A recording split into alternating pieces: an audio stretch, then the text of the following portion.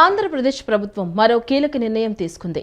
2 economic రీజియన్లు ఏర్పాటు చేస్తూ ముఖ్యమంత్రి చంద్రబాబు నాయుడు నిర్ణయం తీసుకున్నారు. అమరావతి, తిరుపతి ఎకనామిక్ రీజియన్లు ఏర్పాటు చేస్తూ ఆంధ్రప్రదేశ్ ప్రభుత్వం ఉత్తర్వులు జారీ చేసింది. ఈ ప్రాంతాల్లో పారిశ్రామిక అభివృద్ధి వేగంగా జరిగేందుకు ఈ నిర్ణయం తీసుకుంది. ఆంధ్రప్రదేశ్ ప్రభుత్వం సంచలన నిర్ణయం తీసుకుంది. రాష్ట్ర వ్యాప్తంగా గ్రామ పంచాయతీ వ్యవస్థలో సంస్కరణలు తీసుకొచ్చేందుకు శ్రీకారం చుట్టింది. గ్రామీణ ప్రాంతాల అభివృద్ధి లక్ష్యంగా సంస్కరణలు తీసుకొస్తోంది. ఇందులో భాగంగా జనాభా ఆదాయం, భౌగోళిక ప్రాంత ఆధారంగా పంచాయతీల పునర్విభజన చేయాలని నిర్ణయించింది. ఇదివరకు నియమించిన కమిటీ సిఫార్సుల ఆధారంగా పలు గ్రామ పంచాయతీలకు కేటగిరీలు విభజించింది. గ్రామ పంచాయతీలను పునర్వ్యవస్థీకరిస్తూ రాష్ట్ర ప్రభుత్వం ఉత్తర్వులు జారీ చేసింది. ముఖ్యంగా అన్నమయ్య జిల్లా, అనంతపురం, అనకాపల్లి, అల్లూరి, తూర్పుగోదావరి, అంబేద్కర్ కోనసీమ, ఏలూరు, బాపట్ల, చిత్తూరు జిల్లాల్లోని పలు పంచాయతీలను గ్రేడ్ 1, గ్రేడ్ 2, గ్రేడ్ 3 కేటగిరీలుగా వర్గీకరిస్తూ ప్రభుత్వం ఉత్తర్వులు జారీ చేసింది. గ్రామాల్లోనూ పట్టణాల తరహా సదుపాయాల కల్పనకు కొత్తగా రూర్బన్ పంచాయతీల ఏర్పాటు చేయాలని నిర్ణయించింది. 10,000 జనాభా ఉంటే రూర్బన్ పంచాయతీలుగా విభజించింది. ఈ మేరకు ఆయా జిల్లాల కలెక్టర్లు, పంచాయతీరాజ్ గ్రామీణాభివృద్ధి కమిషనర్ తగు చర్యలు తీసుకోవాలని రాష్ట్ర ప్రభుత్వం ఆదేశాలు జారీ చేసింది. ఆయా జిల్లాల్లో వర్గీకరించిన గ్రామ పంచాయతీల నిధులు సజావుగా వినియోగించేందుకు CFMS పోర్టల్లో వివరాలు ఉంచాలని కోరింది. ఆన్లైన్ డేటాలో అవసరమైన మార్పులు చేయాలని ఏపీ ట్రెజరీ డైరెక్టర్ను రాష్ట్ర ప్రభుత్వం జారీ చేసిన ఉత్తర్వుల్లో పేర్కొంది. మార్చి 14న జనసేన పార్టీ ఆవిర్భావ దినోత్సవాన్ని పురస్కరించుకుని రాష్ట్ర వ్యాప్తంగా ఘనంగా వేడుకలు నిర్వహించాలని పార్టీ అధ్యక్షులు, ఉప ముఖ్యమంత్రి పవన్ కళ్యాణ్ పిలుపునిచ్చారు. ఆవిర్భావ దినోత్సవం సందర్భంగా కేవలం వేడుకలకే పరిమితం కాకుండా రక్తదాన శిబిరాలు, ఆహార వితరణ, పర్యావరణ పరిరక్షణ వంటి సేవా కార్యక్రమాలు చేపట్టాలని పార్టీ శ్రేణులకు సూచించారు.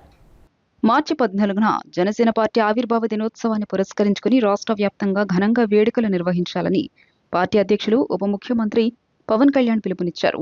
ఉమ్మడి జిల్లాలు, నగరాలు, మండల కేంద్రాలతో పాటు ప్రతి పంచాయతీలోనూ ఈ ఉత్సవాలను నిర్వహించనున్నారు.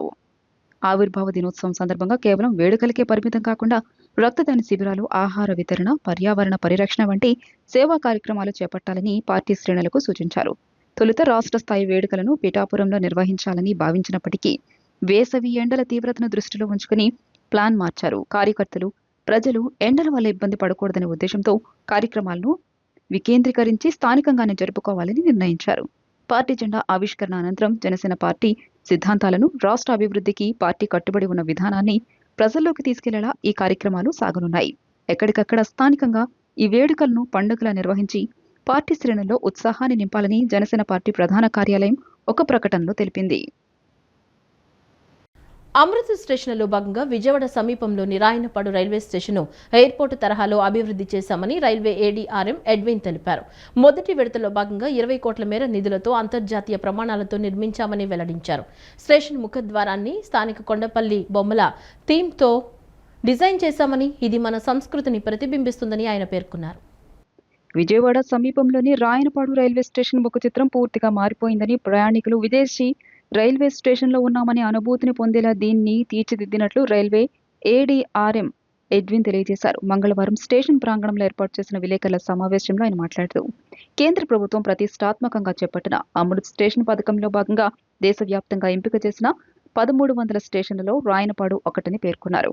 మొదటి దశలో సుమారు 20 కోట్ల రూపాయల వ్యయంతో చేపట్టిన అభివృద్ధి పనుల వివరాలను ఆయన మీడియాకు వివరించారు. 10 ఏళ్ల క్రితం రైల్వే స్టేషన్ అంటే పెంకుటిళ్లు, అస్తవ్యస్తమైన రోడ్లు గుర్తుకు వచ్చేవని, కానీ ఇప్పుడు రాయనపాడు స్టేషన్లోకి అడుగు పెట్టగానే విమానాశ్రయం లేదా లగ్జరీ హోటల్లోకి వెళ్లిన అనుభూతి కలుగుతోందన్నారు. ఇక్కడి AC లాంజ్లు, వెయిటింగ్ హాల్స్ అంతర్జాతీయ ప్రమాణాలతో నిర్మించామని వివరించారు. స్టేషన్ ముఖద్వారాన్ని స్థానిక కొండపల్లి బొమ్మల థీమ్తో డిజైన్ చేశామని, ఇది మన సంస్కృతిని ప్రతిబింబిస్తోందని ఆయన వివరించారు.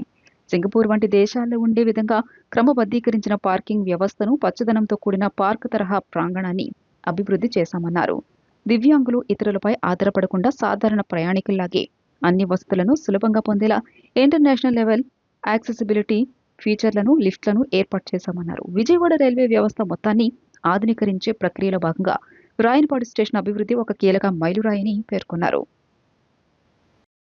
Represents local culture theme, Kondapalli toys, అదంతా ఆ లుక్ ఫీల్ వేరే ఉంటుంది. అదేవిధంగా ఇయర్ మార్క్డ్ పార్కింగ్, ఆ parking so clean, year marked, ఒక పార్క్ టైప్లో ఉండాలన్నమాట. మీరు సింగపూర్ అటువైపు ఎప్పుడైనా వెళ్ళి చూసుంటే మీకు అర్థమవుతుంది. సేమ్ దానికి తగ్గట్టు ఏం లేదు. Though it is a very this thing అవుట్స్కట్స్లో ఉండేది అయినప్పటికీ కూడా we want to develop it. So we want to make entire Vijayawada railway system as very modernized and developed one. ఇది AC lounges, luxury AC lounge ఉంది, earmark tickets, special ఏంటంటే divyangjan facilities international లెవెల్లో ఉన్నాయి. Anybody these special people when they come they should not feel any difficulty in accessing the facilities available just like any other normal person. Platforms అన్నీ క్లీన్గా ఉంటాయి. మీరు foot over bridges, earlier డేస్లో foot over బ్రిడ్జెస్లో lifts అవి కష్టంగా ఉండి ఇప్పుడు ఏంటంటే ప్రతిదానికి లిఫ్ట్స్ ప్రొవైడ్ చేసాం. We can easily go to the other platforms also. Main Amrit station స్కీమ్స్లో ఏంటంటే ఫస్ట్ ఫసాడ్ కంప్లీట్గా డెవలప్ చేస్తాం. It should represent the local culture. Vast circulating area for free movement of vehicles, free parking. లోపల మీకు signages ఉంటాయి, మీకు display boards ఉంటాయి. మీకు కన్ఫ్యూజన్ ఈ స్టేజ్ ఈ ప్లాట్ఫామ్కి వెళ్ళాలి ఆ platform, we need not ask any enquiry, consult any enquiry counter also. Everything will be self guiding type. మీకు ఇంకా మీ దీని గురించి ఏమైనా డౌట్లు ఉంటే అడగొచ్చు. I think you have appreciated this development of this station. Shortly we are inaugurating it. We welcome your constructive review also. ఈ work 20 crores, approximate 19.9 అనుకుంటాను. ఫేజ్ 1 ఈ ప్లాట్ఫాము, ఈ బిల్డింగ్, ఈ ఫసాడ్ ఇదంతా కలిపి అప్రాక్సిమేట్లీ 20 crores. ఫర్దర్ మీరు అటుపక్క కూడా చేస్తాం. అది ఫేజ్ 2. ఫేజ్ 2లో 2-3 ప్లాట్ఫామ్ కూడా డెవలప్ అవుతుంది. అటుపక్క రోడ్ కనెక్టివిటీ లేదు, మీకు తెలుసు కదా అటుపక్క చెరువు ఉందని. దీనికే కనెక్టివిటీ ఇదే మనకు మెయిన్ కనెక్టివిటీ. మళ్ళీ అటుపక్క బిల్డింగ్ ఏం రాదు. ఈ ఏదైతే 2-3 ప్లాట్ఫామ్ ఉందో దీనికి అంటే సిఓపి వస్తుంది, ప్రాపర్ టెక్టైలింగ్ వస్తుంది, దివ్యాంగజన్ ఫెసిలిటీస్ వస్తాయి. ప్లస్ మీకు మొత్తం ప్లాట్ఫామ్ అంతా ఉంది కదా, ఏమంటారు ఫ్లోరింగ్ అంతా మారుతుంది. అవన్నీ సెకండ్ ఫేజ్లో చేస్తాం. అది ఇప్పుడు రానిపాడుకు చూద్దాం, తర్వాత కాకినాడ వాటి గురించి డిస్కస్ చేద్దాం. అంటే ప్రతి area it has got some దాని ఛాలెంజెస్, దాని అడ్వాంటేజెస్ దానికి ఉంటాయి. కాకినాడలో ఏరియా ఎక్కువ ఉంది, ఇది కూడా సేమ్ అదేలా తయారవుతుంది. ఎవ్రీథింగ్ కాబట్టి every area, every station has got is own challenges. Pros ఉంటాయి, కాన్స్ ఉంటాయి. దీనికి ఉన్న అడ్వాంటేజెస్ బట్టి దీన్ని ఈ విధంగా తయారు చేశారు, దానికి ఉన్న అడ్వాంటేజ్ బట్టి దాన్ని అలా తయారు చేశారు. ఇక్కడ కూడా ఆ విధంగా ల్యాండ్ ఉండి మనకు ఫేసింగ్ ఇటుపక్క ల్యాండ్ ఎక్కువ అవైలబుల్ ఉంటే ఇంకా బాగా వచ్చేది. రైల్వే ల్యాండ్ రెస్ట్రిక్ట్ అయిపోయింది కాబట్టి ఈ విధంగా డెవలప్ చేయాల్సి వచ్చింది. ఉద్యోగ బాధ్యతలు నిర్వర్తిస్తూనే ప్రజాసేవతో పాటు సామాజిక సేవల్లోనూ మహిళలు ముందుండాలని జిల్లా జాయింట్ కలెక్టర్ ఇలక్కియా సూచించారు. సమాజంలో మహిళల పాత్ర ఎంతో కీలకమని, ఆమె లేనిదే మనుగడ సాధ్యం కాదన్నారు. ప్రస్తుతం అన్ని రంగాల్లో ప్రతిభ చూపుతూ సమాజానికి మార్గదర్శకులుగా నిలుస్తున్నారని కొనియాడారు. మహిళ లేనిదే మనుగడ లేదని, సమాజ పురోగతికి మహిళా శక్తి మూలమని ఎన్టీఆర్ జిల్లా జాయింట్ కలెక్టర్ ఎస్ ఇలక్కయ్య అన్నారు. ఒకవైపు గృహిణిగా ఇంటిని చక్కదిద్దడం, మరోవైపు ఉద్యోగినిగా బాధ్యతలు నిర్వర్తించడంలో మహిళా ఉద్యోగులు సమాజానికి ఆదర్శవంతంగా నిలుస్తున్నారన్నారు. సామాజిక సేవా రంగాల్లోనూ మహిళలు ముందుండాలన్నారు. సోమవారం విజయవాడలోని ఏపీ ఎన్జిఓ అసోసియేషన్ మహిళా విభాగం ఆధ్వర్యాన్ని నిర్వహించిన అంతర్జాతీయ మహిళా దినోత్సవంకు జిల్లా జేసీ ఇలక్కయ్య ముఖ్య అతిథిగా హాజరయ్యారు. మహిళా చైర్పర్సన్ నిర్మలా కుమారి అధ్యక్షతన జరిగిన ఈ వేడుకల్లో జేసీ మాట్లాడుతూ సమాజంలో మహిళల పాత్ర ఎంతో కీలకమని పేర్కొన్నారు. కుటుంబ వ్యవస్థను నిలబెట్టే శక్తి మహిళలదేనన్నారు. ప్రస్తుతం మహిళల విద్య, వైద్యం, పరిపాలన, శాస్త్ర సాంకేతిక రంగాలు, క్రీడలు, వ్యాపారం వంటి అనేక రంగాల్లో విశేష ప్రతిభ కనబరుస్తూ సమాజానికి మార్గదర్శకులుగా నిలుస్తున్నారని తెలియజేశారు. మహిళలకు తగిన ప్రోత్సాహం, అవకాశాలు కల్పిస్తే జీవితంలో ఉన్నత శిఖరాలను అధిరోహించగల సామర్థ్యం వారి సొంతమని, ప్రభుత్వ ఉద్యోగులుగా ఎన్నో విజయాలు సాధించి ఆయా శాఖలకు మంచి పేరు తెచ్చిన ఘటనలు ఎన్నో ఉన్నాయని ఎన్జిఓ రాష్ట్ర అధ్యక్షుడు ఏవి విద్యాసాగర్ అన్నారు. ప్రతి రంగంలోనూ మహిళలు తమ ప్రతిభను చాటుతూ సమాజానికి మార్గదర్శకులుగా నిలుస్తున్నారన్నారు. గ్రామీణ మహిళల్లో దాగి ఉన్న ప్రతిభను వెలికితీసి వారిని పారిశ్రామికవేత్తలుగా తీర్చిదిద్దాలనే లక్ష్యంతో జిల్లా అధికార యంత్రాంగం రైస్ కేంద్రం ద్వారా చేస్తున్న కృషిని ఈ సందర్భంగా విద్యాసాగర్ ప్రశంసించారు. మన ఇండియా కావచ్చు and even other states or వరల్డ్లో కూడా చాలా ఇంప్రూవ్మెంట్ అయితే వచ్చింది. ఖచ్చితంగా మనం అది అంతా అక్నాలెడ్జ్ ఖచ్చితంగా చేయాలి. బికాజ్ 100 ఇయర్స్ లేకపోతే ఒక 50 ఇయర్స్కి ముందు మన గ్రాండ్ పేరెంట్స్ లేకపోతే మన grand mother, great grand mother ఎలా ఉన్నారు, అలా అయితే మనం ఇప్పుడు ఖచ్చితంగా లేదు. అప్పుడు ఎడ్యుకేషన్ కూడా లేదు, విమెన్కి ఓటింగ్ రైట్స్ కూడా లేదు. కానీ ఇప్పుడు మనకి అన్నీ ఉన్నాయి, ఈక్వల్ ఆపర్చునిటీస్ అయితే ఉన్నాయి. సో ఈక్వల్గా అన్నీ అందరికీ ఉన్నాయి. ఎడ్యుకేషన్ కావచ్చు, గవర్నమెంట్ సైడ్ నుంచి కూడా అన్నీ ఇవ్వడం జరుగుతుంది. సో మన అందరూ కూడా అది అంతా ఉపయోగించుకొనే ఈ పొజిషన్లో రావడం జరిగింది. సో ఇప్పుడు మీరందరూ గవర్నమెంట్ ఉద్యోగంలో ఉన్నారు, ఇది లేకుండా ఇంకా చాలామంది ఉన్నారు. కానీ you are all blessed because God బ్లెస్సింగ్స్తోనే మీరు అందరూ మంచి పొజిషన్లో ఉన్నారు. సో దానికి మనం ఫస్ట్ ఆఫ్ ఆల్ అక్నాలెడ్జ్ చేసుకొని first we should be grateful. And ఇప్పుడు మెన్ కూడా చాలా వరకు మారారు. They are very supportive. మీ హస్బెండ్ కావచ్చు, లేకపోతే మీ ఫాదర్, మీ పిల్లలు, మీ బ్రదర్, ఫ్రెండ్స్ ఎవరైనా కూడా చాలా సపోర్టివ్గా ఉన్నారు. ప్రపంచంలో 4వ ఆర్థిక వ్యవస్థగా 2029కి వచ్చేసరికి ప్రపంచంలో 3వ పెద్ద ఆర్థిక వ్యవస్థగా జర్మనీ, జపాన్ని కూడా పక్కన పెట్టి అమెరికా, చైనాల తర్వాత మనం ఉండబోతున్నాం. 2040-50 మధ్యకు వచ్చేసరికి ఈ 500-600 సంవత్సరాల్లో ఎప్పుడూ జరగని విధంగా భారతదేశం ప్రపంచంలోనే ఒక అతిపెద్ద ఎకానమీగా, అతిపెద్ద ఇదిగా నెంబర్ 1 కంట్రీగా ఎదిగే అవకాశం ఉంది అని చెప్పి వాళ్ళ ప్రపంచవ్యాప్తంగా చెప్తున్నారు. ఆ జనరేషన్లో మనందరం ఉన్నాం. అది చెప్తూ ఒక మాట చెప్పారు. అది మిమ్మల్ని ఎదుక్కుంటూ వస్తుందని ఎందుకు అంటున్నానంటే, అది చెప్తూ ఒక మాట చెప్పారు. ఆర్థిక శాస్త్రవేత్తలు ప్రపంచంలో ఉన్న వాళ్ళందరూ కూడా ఒక మాట చెప్పారు. ఏం చెప్పారంటే, భారతదేశం ఎందుకు నెంబర్ 1 ప్లేస్లోకి వెళ్ళబోతుంది అంటే, first demography, age. Average age of India is 29. మీరు అమెరికా చూస్తే 42, జపాన్ చూస్తే 50 చిల్లర ఉంది, చైనా చూస్తే 38-39 ఉంది. ప్రపంచంలో 29 సంవత్సరాల యావరేజ్ ఏజ్తో 64% ఆఫ్ ది పీపుల్ 29 ఇయర్స్ దీంట్లో ఉండి యావరేజ్గా ఉన్న దేశం ఏది లేదు. అందుకని యువతరం అంతా కూడా భారతదేశంలో ఉంది. ఇది ఆల్రెడీ అంతకుముందు అమెరికాకు వచ్చింది ఆ డెమోగ్రఫిక్ అడ్వాంటేజ్ అనేది, తర్వాత చైనాకు వచ్చింది డెమోగ్రఫిక్ అడ్వాంటేజీ, తరువాత మనకొచ్చింది డెమోగ్రఫిక్ అడ్వాంటేజీ. విజయవాడ ఇంద్రకీలాద్రిపై దుర్గా మల్లేశ్వర స్వామివార్ల దేవస్థానంలో ఆధ్వర్యంలో ఈ నెల 19 నుంచి 28వ తేదీ వరకు వసంత నవరాత్రోత్సవాలు, ప్రత్యేక పుష్పార్చనలు నిర్వహించనున్నట్లు ఆలయ ఈవో వికే సీనానాయక్ పేర్కొన్నారు. 28వ తేదీ ఉదయం వసంత నవరాత్రుల ముగింపును పురస్కరించుకుని పూర్ణాహుతి అనంతరం శ్రీరాముల వారి పట్టాభిషేకం జరుగుతుందని తెలియజేశారు. విజయవాడ ఇంద్రకీలాద్రిపై విశ్వావసునామ నూతన సంవత్సర వేడుకలు ఘనంగా ప్రారంభం కానున్నాయి. మార్చి 19వ తేదీ ఉగాది రోజున మల్లుపూలు, మరువంతో అమ్మవారికి పుష్పార్చన జరిపిస్తామని ఆలయ ఈవో వికే సేననాయక్ వెల్లడించారు. ఇక 20వ తేదీన కనకాంబరాలు, గులాబీలు, 21న చామంతి, ఇతర పుష్పాలు, 22న మందార పూలు, ఎర్ర కలువలు, 23న తెల్ల జిల్లేడు, మారేడు, తులసి, మరువం, ధవళం, అదేవిధంగా 24న కాగడ మల్లెలు, జాజులు, మరువం, 25న ఎర్ర తామరలు, ఎర్ర గన్నేరు, సన్నజాజులు, 26న చామంతి, సంపెంగ పూలు, 27న కనకాంబరాలు, గులాబీలతో ప్రత్యేక పుష్పార్చనలు జరుగుతాయని ఈవో తెలియజేశారు. అంతేకాకుండా 26వ తేదీన ఇంద్రకీలాద్రి క్షేత్రపాలక ఆంజనేయ స్వామికి అభిషేకం, తమలపాకులతో నాగవల్లి దళార్చన తలపెట్టామని, 27వ తేదీ ఉదయం 10 గంటలకు కళావేదిక వద్ద సీతారామ కళ్యాణం నిర్వహిస్తామని ఈవో అన్నారు. అదేవిధంగా 28వ తేదీ ఉదయం వసంత నవరాత్రుల ముగింపును పురస్కరించుకుని పూర్ణాహుతి అనంతరం శ్రీరాముల వారి పట్టాభిషేకం జరుగుతుందని తెలియజేశారు. ప్రత్యేక పుష్పార్చనలో పాల్గొనే దంపతులకు 2500 టికెట్లు రుసుంగా నిర్ణయించామని, ఈ అర్చన ఉదయం 9 గంటలకు ప్రారంభమవుతుందని ఈవో సీనానాయక్ స్పష్టం చేశారు. దేవినేని మురళి భౌతికంగా దూరమై 38 సంవత్సరాలు అయినా ప్రజల గుండెల్లో చిరస్థాయిగా నిలిచిపోయారని ఎన్టీఆర్ జిల్లా వైసీపీ అధ్యక్షులు దేవినేని అవినాష్ అన్నారు. ఆ రోజుల్లో విద్యార్థులకు అండగా నిలిచి వారి విద్యాభ్యాసానికి ఆర్థికంగా సహాయ సహకారాలు అందించారన్నారు. జగన్మోహన్ రెడ్డి నాయకత్వంలో వైసీపీ ఆధ్వర్యంలో దేవినేని మురళి ఆశయ సాధన కోసం కృషి చేస్తామన్నారు. దేవినేని మురళి 38వ వర్ధంతి కార్యక్రమాన్ని గుణదలలోని వైసీపీ కార్యాలయంలో నిర్వహించారు. ఈ కార్యక్రమంలో ఎన్టీఆర్ జిల్లా వైసీపీ అధ్యక్షుడు దేవినేని అవినాష్, వైసీపీ సీనియర్ నాయకులు కడియాల బుచ్చిబాబు దేవినేని మురళి చిత్రపటానికి పూలు వేసి నివాళులు అర్పించారు. ఈ సందర్భంగా ఆయన మాట్లాడుతూ దేవినేని మురళి చనిపోయి 38 సంవత్సరాలైనా నేటికి స్మరించుకుంటూ సేవా కార్యక్రమాలు చేస్తున్నట్లు తెలియజేశారు.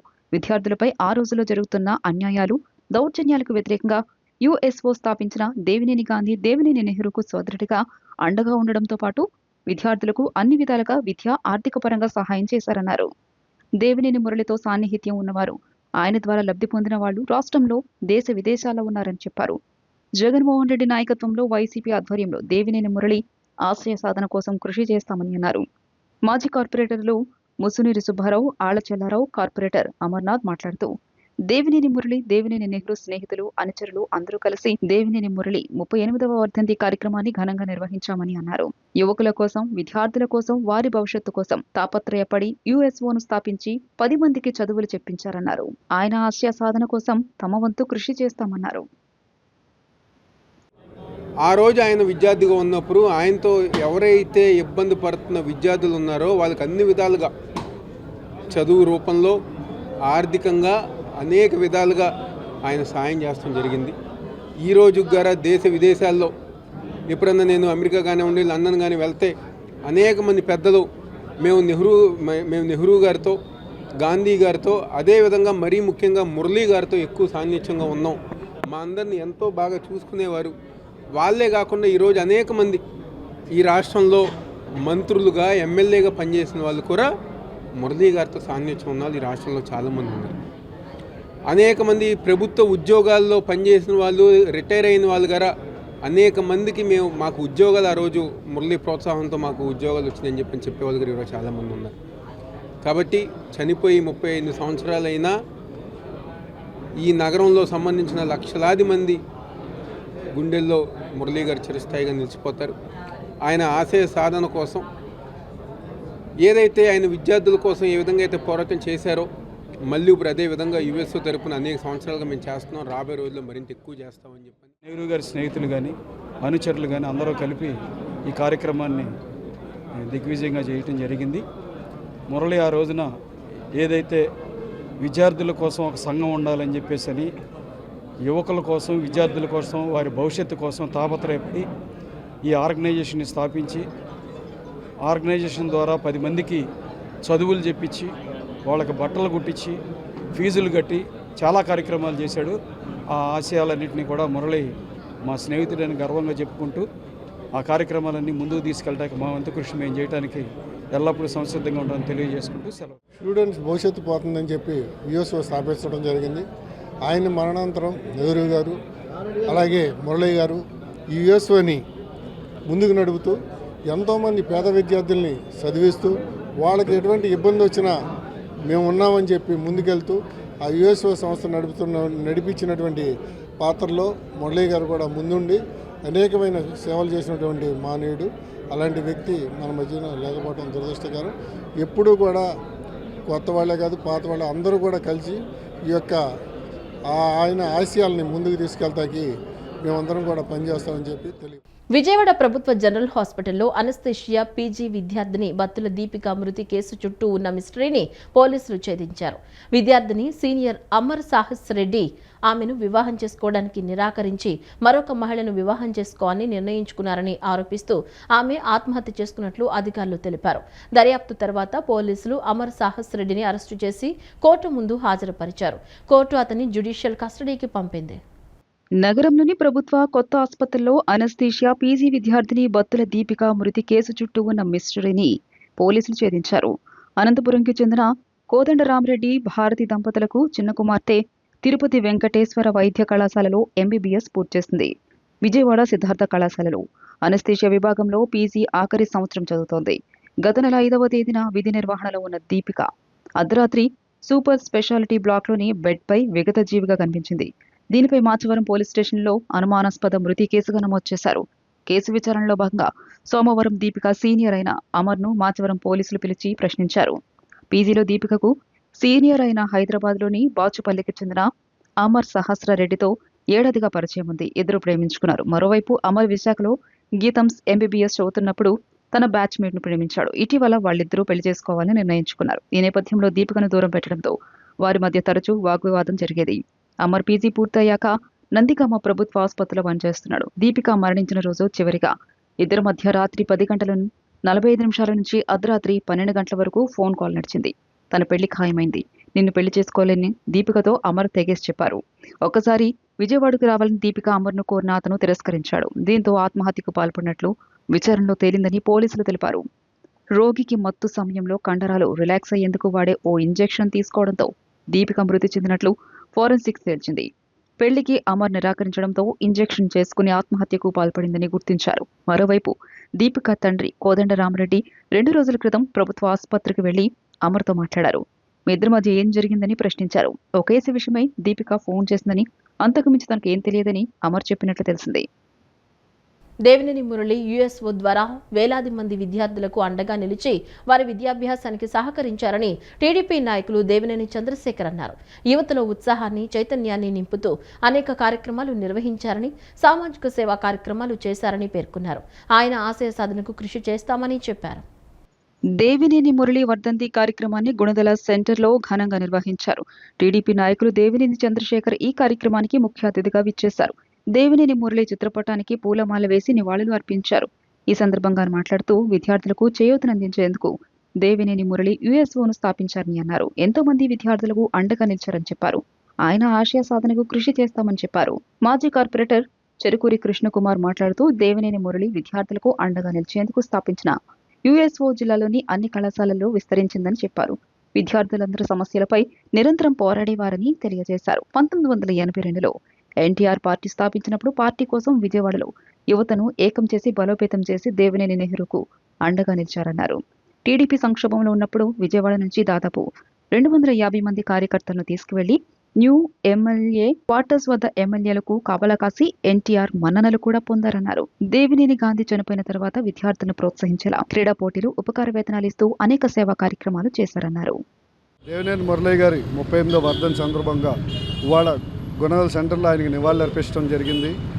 ఆయన స్థాపించిన నెలకొన్ని విద్యార్థుల చేయూత కోసమే స్థాపించబడిన యుఎస్ఓని ముందుకు తీసుకెళ్తే ఒక భాగ్యంగా విద్యార్థులకు ఉన్న సమస్యలని పోరాడి ఆయన ఏ విధంగా పోరాడారో అందరికీ తెలుసు. సో ఆయన్ని స్మరించాల్సిన సమయం ఇది. కాబట్టి ఆయనకి ఘనమైన నివాళులు అర్పిస్తూ సెలవు తీసుకుంటాం. విజయవాడ నుంచి దాదాపు 250 మంది కార్యకర్తలను తీసుకెళ్ళి యుఎంఎల్ఏ క్వార్టర్స్లో ఎమ్మెల్యేలకి కాపలాలుగా కాసి ఆ రోజు ఎన్టీ రామారావు గారి మన్ననలు కూడా పొందినటువంటి వ్యక్తి దేవినేని మురళి గారు. ఆ రోజు స్టూడెంట్స్ ఆర్గనైజేషన్లో గాంధీ గారు చనిపోయిన తర్వాత గాంధీ గారి వర్ధంతికి దాదాపు 100 టీముల పైన క్రికెట్ ఎంకరేజ్ చేస్తా ప్రతి సంవత్సరం కూడా కార్యక్రమాలు, స్పోర్ట్స్ కార్యక్రమాలు చేస్తూ, అట్లాగే అన్నదానాలు కానీ, చీరల పంపిణీ కానీ, అట్లాగే విద్యార్థులు స్కాలర్షిప్లు కానీ, అట్లా విద్యార్థి సీట్లు ఇప్పించడం అనేటువంటి కార్యక్రమాలు ఎన్నో చేస్తూ విద్యార్థుల యూత్ని బాగా ఆకర్షిస్తూ వాళ్ళ మనల్ని పొందుతూ వాళ్ళ సోదరులుగా సొంత బ్రదర్స్గా భావించి ఉండటం వల్లనే ఆయన అంత మంచి పేరు తెచ్చుకున్నాడు. ఎమ్మెల్యే, ఎమ్మెల్సీలకు ఇటీవల నిర్వహించిన ఆట విడుపు కార్యక్రమంపై వైసీపీ నాయకులు విమర్శలు చేయడం దురదృష్టకరమని ఏపీ నాటక అకాడమీ చైర్మన్ గుమ్మడి గోపాలకృష్ణ అన్నారు. కళలను పనికి మాలిన చర్యాన్ని విమర్శించడం వైసీపీ అజ్ఞానానికి నిదర్శనమని, మాట్లాడడానికి సైతం మేకప్ వేసుకునే మీరు కళాకారుల వేషధారణను హేళన చేయడం హాస్యాస్పదమన్నారు. కళాకారులకు వైసీపీ క్షమాపణ చెప్పాలని ఆయన డిమాండ్ చేశారు. శాసనసభ వేదికగా నిర్వహించిన ఆట విడుపు కార్యక్రమంపై కొందరు వ్యక్తులు చేస్తున్న విమర్శలు అత్యంత దురదృష్టకరం, కళాకారుల మనోభావాలను దెబ్బతీసేవిగా ఉన్నాయని ఏపీ నాటక అకాడమీ చైర్మన్ గుమ్మడి గోపాలకృష్ణ అన్నారు. కళామ తల్లిని నమ్ముకుని బతికే బిడ్డలుగా ఆ వ్యాఖ్యలను మేము తీవ్రంగా ఖండిస్తున్నామన్నారు. టీడీపీ కేంద్ర కార్యాలయంలో నిర్వహించిన మీడియా సమావేశంలో ఆయన మాట్లాడుతూ, ఏ రాష్ట్రంలో అయితే కళలు విలసిల్లుతాయో ఆ రాష్ట్రం సుభిక్షంగా ఉంటుందని మన పెద్దలు చెప్పారు. శ్రీకృష్ణదేవరాయలు, భోజరాజు వంటి మహానుభావులు కళలను పోషించి చరిత్రలో నిలిచిపోయారని మాజీ ప్రధాని పివి నరసింహారావు గారు, వాజ్పేయి, వెంకయ్యనాయుడు వంటి హేమహేమిలు స్వయంగా కళాకారులు, కవిత్ర ప్రియులు అని గుర్తు చేశారు. మరి అటువంటి కళలను పనికి మాలిన చర్య అని విమర్శించడం మీ అజ్ఞానానికి నిదర్శనం కాదా అని నిలదీశారు. మొహానికి రంగు వేసుకుని నటించడం నేరమా? మాట్లాడడానికి కూడా మేకప్ వేసుకునే మీరు కళాకారుల వేషధారణను హేళన చేయడం హాస్యాస్పదమని అన్నారు. రంగు వేసుకోవడం అంటే అది కేవలం అలంకారం కాదు, అది ఒక సంస్కృతిని, ఒక భావాన్ని ప్రజల్లోకి తీసుకెళ్లే ప్రయత్నం. కళ ఏ ఒక్కరి సొత్తు కాదన్నారు. వాళ్ళకి మనసు ఎలా ఒప్పిందో తెలియదు. విషం చిమ్ముతూ అది ఒక పనికి మాలిన చర్యగా, అది అసలు చెయ్యకూడదు, ఎవరో కూడా స్టేజీ మీద నటించకూడదు, ఎవరో మొహానికి రంగు వేసుకోకూడదు, ఒకవేళ రంగు వేసుకున్న ముందు కూర్చున్న వాళ్ళు నవ్వకూడదు. ఏమిటండి ఈ మాటలు? జడ శ్రావణ కుమార్ అట, ఆయన నేను ఎప్పుడు చూస్తూ ఉంటే ఆయన మొహానికి కూడా ఇంత చాలా మేకప్ కనపడుతోంది. మరి మీరు పుట్టినప్పుడు ఎలా ఉన్నారో మామూలుగా ఉండకుండా మొహానికి ఆ రంగెందుకు వేస్తున్నారండి? మీసాలకు రంగెందుకు వేస్తున్నారండి? మీరు వేసింది వేషం కాదా? అసలు మీకు మేకప్ ఎందుకండి? మీరు మామూలుగా మాట్లాడటానికే మీరు మేకప్ వేసుకుంటారే. ఆ మేకప్ తొలి అంశంగా ఉన్నటువంటి కళామ తల్లి యొక్క కళల్ని ప్రదర్శించేటువంటి యొక్క కళామూర్తులను పట్టుకుని అది పనికిమాలిన చర్యగా మీరు మాట్లాడటం ఎంత హాస్యాస్పదం అండి. మీరు ఇంతకుముందు గౌరవ ముఖ్యమంత్రి నారా చంద్రబాబు నాయుడు గారిని ఎంతో పొగటం చూసి నేను మీకు అభిమాని అయ్యాను. అదే నోరు మళ్ళీ ఎంత దారుణంగా మాట్లాడుతుందో చూసి ఇలా కూడా ఉంటారా అనేటువంటి ఒక ఆలోచన కలిగింది. ఏ రాష్ట్రంలో అయితే కళలు విలసిల్లుతాయో ఆ రాష్ట్రం సుభిక్షంగా ఉంటుందనేది ఆర్యోక్తి. ఈ రోజున శ్రీకృష్ణదేవరాయలు గారి గురించి మనం చెప్పుకుంటున్నామంటే ఆయన కవుల్ని కళాకారుల్ని పోషించాడు. వైసీపీ హయాంలోని రాష్ట్రంపై అప్పుల భారం ఇబ్బడి ముబ్బడిగా పెరిగిందని కాగ్ నివేదిక బట్టబయలు చేసిందని AP biodiversity board chairman Neelayapalem Vijay Kumar పేర్కొన్నారు. మొదటి ఏడాది వైసీపీ చేసిన అప్పుల్లో 20,000 కోట్లు తీర్చామని, రెండవ ఏడాది ఏకంగా 32,000 కోట్లు అప్పులు కట్టామన్నారు. రాష్ట్ర ఆదాయం పెంచి ప్రాజెక్టులు పూర్తి చేయడమే తమ లక్ష్యమని ఆయన స్పష్టం చేశారు. వైసీపీ హయాంలోని రాష్ట్రంపై అప్పుల భారం ఇబ్బడి ముబ్బడిగా పెరిగిందని కాగ్ నివేదిక బట్టబయలు చేసిందని AP biodiversity board chairman Neelayapalem Vijay Kumar పేర్కొన్నారు. టీడీపీ కేంద్ర కార్యాలయంలో సోమవారం ఆయన విలేకరులతో మాట్లాడుతూ పోలవరం ప్రాజెక్టు బడ్జెట్ను 2019-23 మధ్య భారీగా తగ్గించారని, ఎన్జీటీ అనుమతి లేకుండా పనులు చేయడం వల్ల ప్రభుత్వం భారీగా జరిమానాలు చెల్లించాల్సి వచ్చిందని కాగ్ స్పష్టం చేసిందన్నారు. కాగ్ నివేదికను వక్రీకరిస్తూ వైసీపీ తప్పుడు ప్రచారం చేస్తోందని విమర్శించారు. కాగ్ నివేదిక ప్రకారం 2024-25 ఆర్థిక సంవత్సరంలో మొత్తం అప్పులు 81,000 కోట్ల రూపాయలు కాగా 2024 ఏప్రిల్-మే నెలలలో తీసుకున్న రుణాలను కూడా కలిపి కాగ్ పేర్కొందన్నారు. ఆ సమయంలో రాష్ట్రంలో వైసీపీ పాలన ఉందని, ఆ 2 నెలల్లోనే వైసీపీ 33.5% అప్పు చేసిందని, మిగిలిన 10 నెలల కాలానికి కూటమి ప్రభుత్వం 66.5% అంటే 53,000 కోట్ల రూపాయలు అప్పు చేసిందని తెలియజేశారు. కాగ్ నివేదిక 2024-25 మొత్తం ఆర్థిక సంవత్సరాన్ని కవర్ చేస్తుంది. ఏ పార్టీ అధికారంలో ఉన్నా ఆ మొత్తం ఆర్థిక సంవత్సరానికి ఇచ్చింది. అప్పుల సంఖ్యలో 2024 ఏప్రిల్-మేలో వైసీపీ గవర్నమెంట్ చేసిన అప్పులు కూడా ఉంటాయి. సో ఏప్రిల్-మే నెలలో వైసీపీ ప్రభుత్వం అధికారంలో ఉంది కాబట్టి 2024లో జూన్ నెలలో మేము వచ్చాం కాబట్టి జగన్మోహన్ రెడ్డి గారు ఇక్కడి నుంచి కనీసం మీరు అప్పుల గురించి మాట్లాడేప్పుడు మీ అధికారంలో ఉన్న నెలల్లో అప్పులు తీసేసి మాట్లాడండి. ఏముంది 2 నెలలే కదా ఏముంటాయి అని అనుకోవచ్చు. కానీ మహానుభావుడు పోతూ పోతూ మొత్తం అన్ని అప్పులు చేసిపోయాడు. ఏంటంటే మొత్తం 81,071 కోట్లు అప్పుల్లో కేవలం 2 నెలల్లోనే ఏప్రిల్-మే నెలలో వైసీపీ అధికారం ఉన్నప్పుడు దాదాపు 27,205 కోట్ల అప్పులు చేశారు 2 నెలల్లో. ఏప్రిల్ 2024-25, మే 2024-25 2 నెలల్లోనే 27,205 కోట్ల రూపాయలు అప్పులు చేశారు. మొత్తం 81,000 క్రోడ్స్ అయితే దాంట్లో 2 నెలల్లోనే పోతూ 27,000 కోట్ల రూపాయలు 27,205 కోట్ల రూపాయలు అప్పులు చేశారు. ముస్లిం సోదరులు సుఖ సంతోషాలతో ఉండాలని అల్లాహ్ను కోరుకుంటున్నా అని ఎన్టీఆర్ జిల్లా వైసీపీ అధ్యక్షులు దేవినేని అవినాష్ అన్నారు. గత వైసీపీ ప్రభుత్వంలో జగన్మోహన్ రెడ్డి ముస్లిం కుటుంబాలకు అన్ని విధాల అండగా నిలిచారని గుర్తు చేశారు. రాష్ట్ర చరిత్రలో మైనార్టీలకు ఉప ముఖ్యమంత్రి పదవి ఇచ్చిన ఘనత మన వైసీపీ ప్రభుత్వానిదేనని అన్నారు. పవిత్ర రంజాన్ మాసంలో నిర్వహించే ఇఫ్తార్ విందులు మత సామరస్యానికి ప్రతీకగా నిలుస్తాయని వైఎస్ఆర్సీపీ ఎన్టీఆర్ జిల్లా అధ్యక్షుడు దేవినేని అవినాష్ అన్నారు. లబ్బిపేటలోని పెద్ద మసీదులో సోమవారం ముస్లింలు ఏర్పాటు చేసిన ఇఫ్తార్ విందులో ఆయన పాల్గొన్నారు. ఈ సందర్భంగా అవినాష్ మాట్లాడుతూ ముస్లింలు సుఖ సంతోషాలతో ఉండాలని అల్లాను కోరుకుంటున్నానన్నారు. గత ప్రభుత్వంలో వైఎస్ జగన్మోహన్ రెడ్డి ముస్లిం మైనార్టీలకు అన్ని విధాలుగా అండగా నిలిచారని పేర్కొన్నారు. రాష్ట్ర చరిత్రలో మైనార్టీలకు ఉప ముఖ్యమంత్రి పదవి ఇచ్చిన ఘటన ఆయనకే దక్కుతుందన్నారు. కుటుంబ సభ్యుల్లాంటి రాష్ట్ర ప్రజల కోసం ప్రత్యేకంగా ముస్లిం మైనార్టీల అభివృద్ధికి నిరంతరం పనిచేసిన వైఎస్ జగన్కు అల్లా ఆశీస్సులు మెండుగా ఉండాలని ప్రార్థిస్తున్నట్లు తెలిపారు. ముస్లింలకు ముందస్తు రంజాన్ శుభాకాంక్షలు తెలిపారు. కార్యక్రమంలో ముస్లిం జేఏసీ కన్వీనర్ మునీర్ అహ్మద్ షేక్, స్థానిక నేతలు ఎండి నాహిద్, ఎస్కే సుభానీ, సయ్యద్ దునియా, అబ్బాస్, పెనమలూరు పరిశీలకులు మీరా హుస్సేన్ పాల్గొన్నారు. వైఎస్ఆర్ కాంగ్రెస్ పార్టీ మైనార్టీ పెద్దలు అందరితో గారు కలిసి ఈరోజు ఇఫ్తార్ కార్యక్రమంలో పాల్గొనడం జరిగింది. ఏదైతే నెల రోజుల పాటు మా ఒక సోదరులు సోదరిమణులు ఇద్దరు గారు ఎంతో దీక్షతో ఆ అల్లా ఒక ప్రార్థన నిమిత్తం ఉపవాసం ఉండి ఈ యొక్క సమాజం బాగుండాలి, వాళ్ళ కుటుంబాలు బాగుండాలి, ఈ దేశం బాగుండాలి అని చెప్పిన ఒక మంచి మనసుతో సోదరులందరూ గారు ఉంటాం. దాని తగ్గట్టుగా ఈరోజు ఇఫ్తార్ కార్యక్రమంలో గారు పాల్గొనడం చాలా ఆనందంగా ఉంది. ప్రతి ఒక్కరికి అల్లా ఒక దీవెనలు ఉండాలని చెప్పని, మరీ ముఖ్యంగా మైనార్టీల సంక్షేమం కోసం నిరంతరం కృషి చేసిన నాయకుడు జగన్మోహన్ రెడ్డి గారికి అల్లా ఒక దీవెనలు ఉండాలని చెప్పని మేము అందరం గారు మనస్ఫూర్తిగా కోరుకుంటున్నాం. ఈ వార్తలు ఇంతటితో సమాప్తం. నమస్కారం.